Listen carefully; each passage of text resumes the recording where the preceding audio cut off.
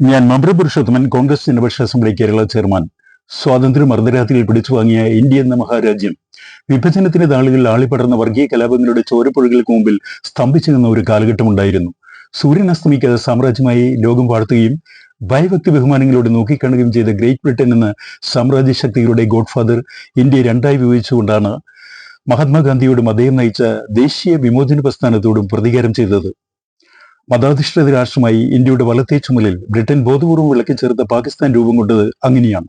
Britain ഇന്ത്യയെ രണ്ട് രാഷ്ട്രങ്ങളായി വെട്ടിമുറിച്ച് പ്രതികാരം ചെയ്തപ്പോൾ ഇന്ത്യ ലോകചരിത്രത്തിന്റെ ഒഴുക്കിനെ രണ്ടായി പകുത്തുമാറ്റി സമാധാന രാഷ്ട്രീയത്തിന്റെ പുതിയൊരു ഭൂമിയും പുതിയൊരു ആകാശവും ലോകജനതയ്ക്ക് മുമ്പിൽ കാഴ്ചവെച്ചുകൊണ്ടാണ് ചരിത്ര നിർമ്മിതിയെ മാറ്റി പണിതത്. രക്തരൂക്ഷ വിപ്ലവങ്ങളുടെ വിളഭൂമിയായിരുന്ന യൂറോപ്പിലും അമേരിക്കയിലും ആഫ്രിക്കയിലും ഏഷ്യയിലും സമാധാനപൂർവമായ സഹന സമരത്തിന്റെ അലിയൊലി മുഴുങ്ങിയത് അങ്ങനെയാണ്. ബ്രിട്ടീഷ് ഇന്ത്യയുടെ ആത്മാവിനെ പിടിച്ചുളച്ച് ക്വിറ്റ് ഇന്ത്യ സമരത്തിന്റെ പടനിലങ്ങളിൽ ജീവൻ ബലിയർപ്പിക്കേണ്ടി വന്ന പതിനായിരക്കണക്കിന് സ്വാതന്ത്ര്യ സമര സേനാനികളുടെ ചോരയുടെയും കണ്ണീരിന്റെയും ആത്യന്തിക ഫലമാണ് സ്വതന്ത്ര ഇന്ത്യ എന്ന് നാം മറക്കാതിരിക്കുക. ക്വിറ്റ് ഇന്ത്യ സമരത്തിന്റെ വെതുനി ഏഷ്യൻ, ആഫ്രിക്കൻ രാജ്യങ്ങളിലും ലാറ്റിൻ അമേരിക്കൻ രാജ്യങ്ങളിൽ സൃഷ്ടിച്ച പ്രകമ്പനം ലോകരാഷ്ട്രീയത്തിൽ ദൂരവ്യാപകമായ മാറ്റങ്ങൾക്ക് കളമൊരുക്കുകയും കോളനി ഭരണത്തിന് അന്ത്യം കുറിക്കാനുള്ള പ്രചോദന ശക്തിയായി മാറുകയും ചെയ്തു.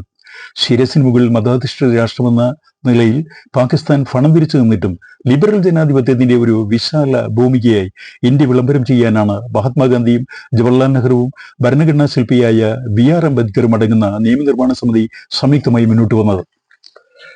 മാനവികതയ്ക്കും മാനുഷിക അന്തസ്സിനും വേണ്ടിയുള്ള അക്ഷീണ യജ്ഞവുമായി മുന്നോട്ട് കുതിക്കുന്ന ഒരു സുദൃഢ ജനാധിപത്യ ശക്തിയായി അന്താരാഷ്ട്രീയ മണ്ഡലത്തിൽ നിറഞ്ഞു നിൽക്കാൻ ഇന്ത്യക്ക് കഴിയുന്നുണ്ടോ എന്ന ചോദ്യം ഇവിടെ പ്രസക്തമാവുകയാണ്.